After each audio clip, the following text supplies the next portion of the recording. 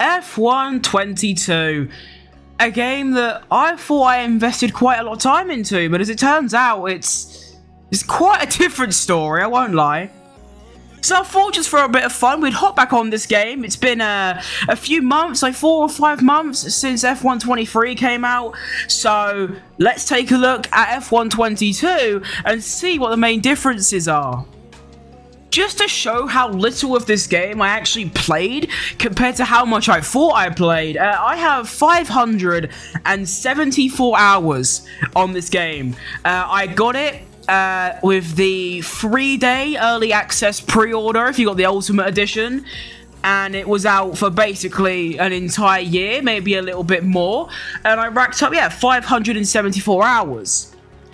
On F123, which came out 22nd of July or something, I'm already on to 480 hours, so yeah, okay, so the first thing I want to take a look at is I remember there are actually stats. So here are the trophies that I had. These trophies were from the weekly event Grand Prix. So obviously now we have scenarios that you get these elite trophies for. Whereas at F122, you actually did a race weekend. You do practice and then qualifying, and then you would do a race with other online players, or you could only do it on the weekend. So it was like an actual race, and it was really, really cool. So yeah, I got quite a lot of elite trophies, but not enough. Meanwhile, on F123, I've already got a full cabinet of elite trophies, and we're only a couple months into the game. But the main reason I went on to here is, I believe, yes, we can take a look at my stats. So here is my online stats. 13 wins, 24 podiums, 23 poles, finishes in the top 50, 26. I don't actually know how many races I done, but you can see 9 pit stops, so probably not that many. 4 front wing replaced, 600 clean laps, 3,800 kilometers driven, 18 hours driven, 700 overtakes, and that's only in online. If we go down to career, 63 wins, 76 podiums, 5 drivers titles, 4 constructors, 3,300 flashbacks used, 165 pit stops, 32,000 kilometers, 150 hours driven, 2,000 overtakes. Oh, that's a lot. Almost 100,000 resource points earned. That is ridiculous. Oh wow, look at this. I just went on to multiplayer. I did go on this game a few days ago just for shits and giggles, and this said that I obviously, because there's a new game out, there's no weekly event on anymore because no need for one. But look at this, weekly event. Featured event ends in 3 days Hungary. They've actually put a weekly event up. Huh, okay, maybe we could give that a crack. Maybe not now. I think what I'm going to do is I'm going to head into a Grand Prix. Try a little last to first, you know what I mean? One more thing to mention before I head into that is this was, of course, the only F1 game that actually experimented with some limited time game modes. We had, game mode. We had Elimination, which was based off the 2016, I believe it was, format, where you just drove around infinite laps with infinite tyre wear and no fuel. So it was like time trial, and the slowest, or whoever was last, every minute and a half just blew up and got eliminated. The only problem with that game mode is that there was contact, so that you would just get speared off the road. But you know, we haven't had that in F123 yet, so it was nice that they were actually experimenting with some new stuff. Cool, mate, what track do we even go to? I think all of these tracks are in F123, so there's not really any exclusive one. Let's just go with Spa. It's the classics, you know what I mean? And oh my, the Mercedes was silver. Oh my. You can see, just by looking at the screen, the colours are a lot more washed out and a bit more basic compared to how they are now. Now they've got a much nicer colour palette. Let's go in the alphatauri. Why not? Oh shit, here we are, and here are all of my presets. These are all race trim presets. Actually no, they're not, they're time trial presets. for every single track, and then some other little fun ones as well. So we'll equip the Spa preset and we will go for a lap. Now I will say, spoiler, I do have the traction control on medium because I can't actually drive with it off. F123's traction is a lot different to this game. This game, you could barely go in a straight line with traction control off without spinning. You have to have insane car control just to keep the car in a straight line, whereas on F123 it feels almost exactly the same as medium on this game. It's like, if you're pointing in a straight line, you go full throttle. One thing I am noticing as well is that this game's steering is a lot more understeery. Like, you turn into the corner and the car just doesn't. Like, look, my wheel is fully locked left and the car doesn't turn. And I'm going reasonably slow. Another thing is that when I used to play this game a lot, I used to have the difficulty about like in the low 90s, high 80s. I'm currently playing on 90, and obviously, because I've not driven on this game in ages, that's why I'm 2.5 seconds back. But on F123, most tracks, I'm actually in the high hundreds now, at 108, 109, and I think that is because of just the traction. Obviously, traction control off is now medium on this game. So there's a lap done around Spa. Somehow we're not last, we're 18th. I am going to do another lap. I just want to see what traction control off feels like, because it's going to be just chaotic. I'm just going to spin every other corner. Alright, are you ready for a bit of a traction control off masterclass? Here we go. So, turn 1. You got to be so careful not to spin the car on the exit. I am actually wondering, is driving with the traction... Whoa, there you go. See, if I do that on medium, I'm fine. When you have it off, you spin. Like, you are still vulnerable in the high speed. F123 are just not. Most of all with this game, the grip works a lot different as well. Like, you didn't... on F123, like, the grip is incredible. You can do, like, most corners flat out. And there was not much spinning because of tyre grip. Whereas in this game, like, you just spin random corners like that. Like, I barely touch the throttle and you just spin off. F123, you would probably be able to go around that corner at least half, if not 75% throttle. But of course, the cars, I mean, I've never driven a Formula 1 car. But in real life, they seem a lot more like F123 than F122. Like, as soon as your car's in a straight line, you give it the beans. That's sort of the way, at least by the engine. Obviously, you have no idea how they're actually driving. But that's just what it sounds like. But to be fair, with the traction control off, it's not nearly as bad as I remember. Maybe I was just a bit of a mid-driver, which is, like, perfectly understandable, because I just was. But it's ain't too bad. Another thing as well is that in this game, we had a lot less content. Like, we had career mode, and that was about it.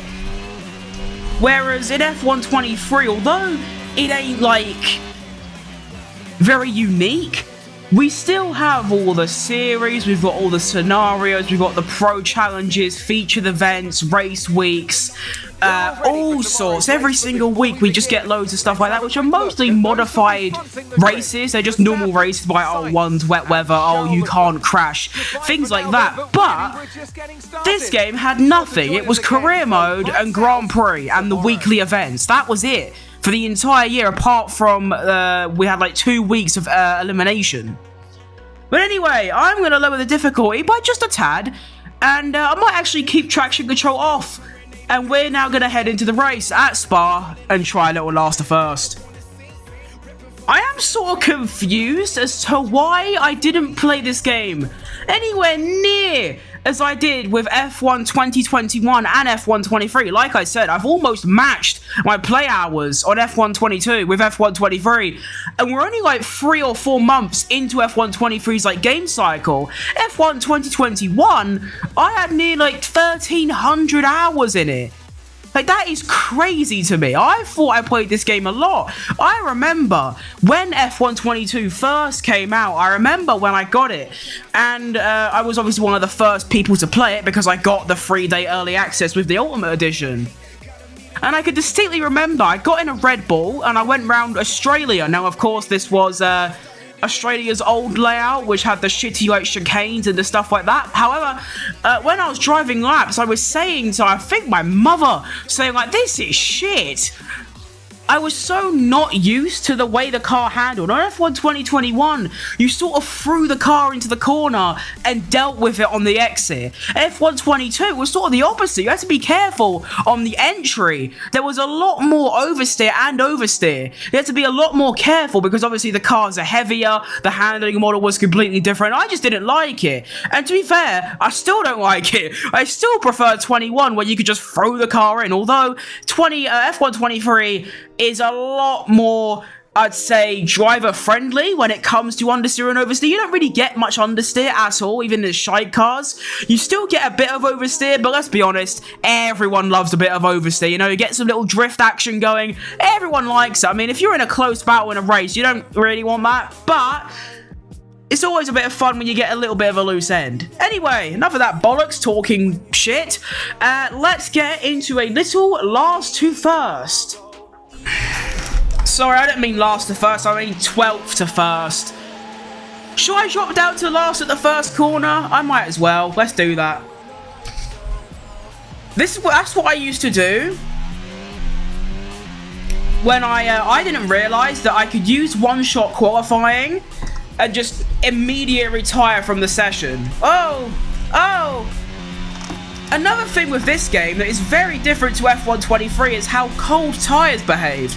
In F121, of course, the tyres back then, it was within the relegations that you could actually warm up your tyres before you pit them on a car. Whereas in 2022, they changed it where like you weren't allowed to warm them up. In F122, the game, they made this like, you basically couldn't drive a car if you had just come out the pits on some cold tyres. It was like practically impossible. Whereas with F123, even with cold tyres, they still feel more or less as they would, which is a lot better because like you'd come out the pit, so you'd probably lose about 5 seconds, basically making any form of undercut completely redundant in this year's game. Whereas in F123, you can undercut, you can overcut, and the strategy works because the tyres aren't extremely slow. And I've also done my first overtake on the GOAT himself, Nicholas Latifi, whereas looking at Logan Sargent this year, Nicholas Latifi might have not been as nearly as bad as we all thought he was. Albon going for a bit of a dive bomb, that was crazy. And then we had the driver changes, of course. I mean, here we've got Latifi driving for Williams. We've got, who was it? We've got Vettel in the Aston Martin. Alonso is in the Alpine. And I think that might be the only driver changes. Oh, yes, of course, we've got, wait, no. Well, we've got Mick Schumacher in the Haas. And I think that's it. So, not many, to be fair. Let's go for a nice double overtake. I've got some lovely straight line speed down there. That is gorgeous. And I'm up into 17th on lap 2. Fantastic. Oh, who's that? What's happened to him? That was one of the Hatters, was it not? If that's Mick Schumacher, that would be hilarious. But like I was saying at the start of this video, I don't actually remember too much about this year's game, like, at all. It feels like it didn't happen. That whole year of 2022 went so fast, I just don't remember nothing about this game. All I remember is that I made a few videos on it. I did 2 last to firsts on this channel, I believe. You can probably go find it if you go before July, you'll find them. I also did, I think, 1 or maybe 2 videos on elimination. And I also did, I did a video on one other channel. What are you doing, mate? He's gone nutty. What's he doing? I forgot. That's one thing to mention. I'll get to that. But as I was saying, One video that you can't actually find anymore was how I got top 10 in one of the weekly events, which was pretty cool. But yeah, what I was going to say is that in this year's game, the AI were a lot less smart. On F123, if you dive bomb someone, there's a decent chance they will get out the way, and it's the other way around. Sometimes the AI will dive bomb you.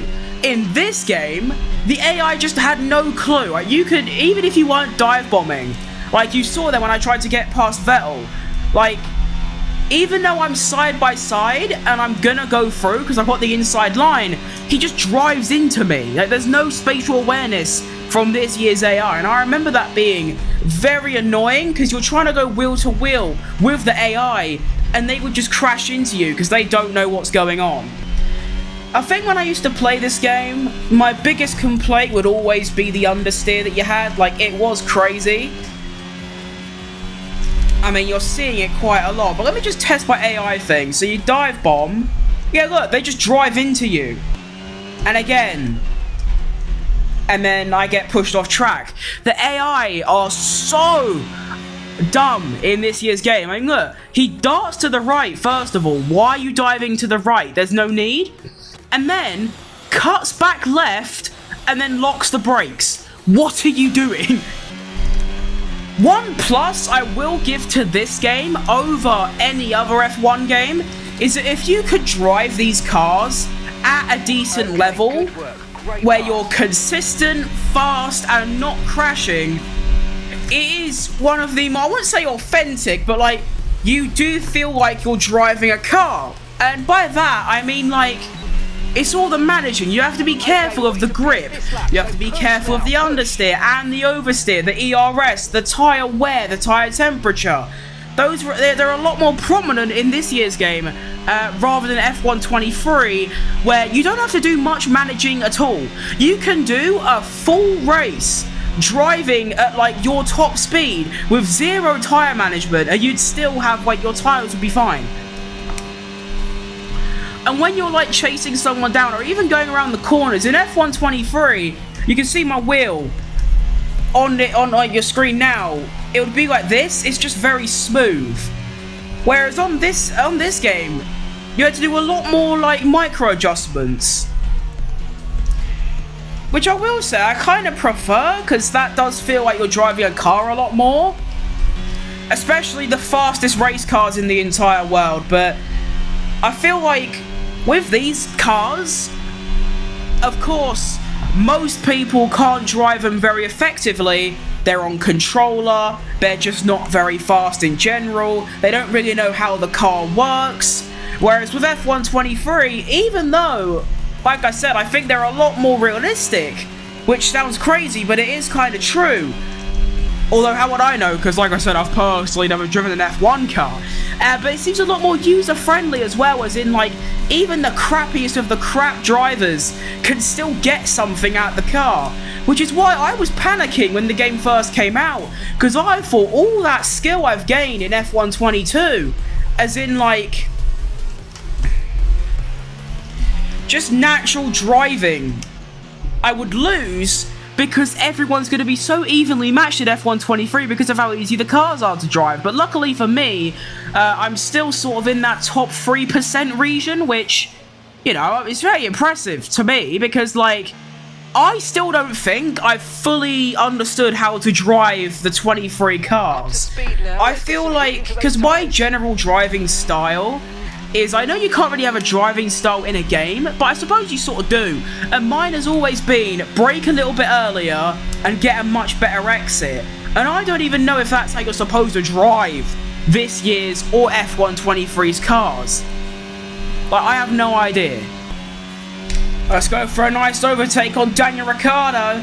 I was actually saying to someone earlier, halfway through this year, like meaning 2022, Ricciardo obviously said he doesn't want to retire yet, so he could race in Las Vegas and then loses his seat.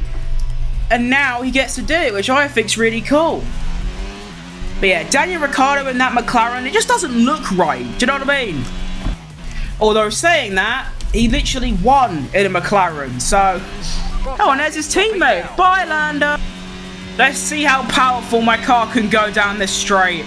Oh lord, that's fast. Holy shit. Oh wow, that is some great speed. What's that, about 350? I think the highest you can go on F123 is 365. Once you go 365, which personally I've only done with the F1 World Car, the engine bugs out completely and starts making this weird like lawnmower sound when you start going 365, and the car physically won't go any faster. I don't know if that's actually a real life thing. If it is, let me know, because I don't know. Oh shit, I've lost it. I've done an Antonio Giovinazzi. Right, I don't think there's much else to talk about. Let's finish this race, shall we? Try and score some very nice points for the alphatauri team.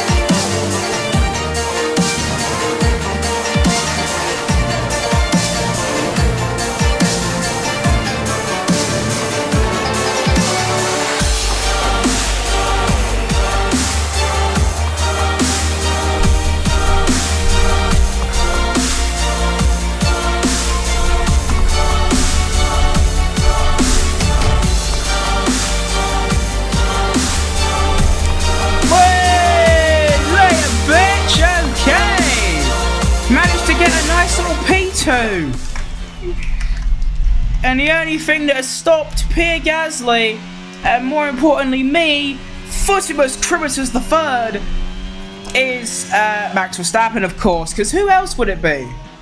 Oh, that's not ideal. Your controller disconnected mid-race is something you don't want to happen. Luckily for me, I'm on a wheel, so it don't matter too much. And now we've got half a lap left. Bring it home. Come on the bows. Tell you what, Sainz has stayed close, but now I will piss off using my unbelievable straight line speed. Look at that, that's unreal. Heading into the final bus stop chicane of the race. Round we go. And look at that. P2. That's lovely. That is great. That's class.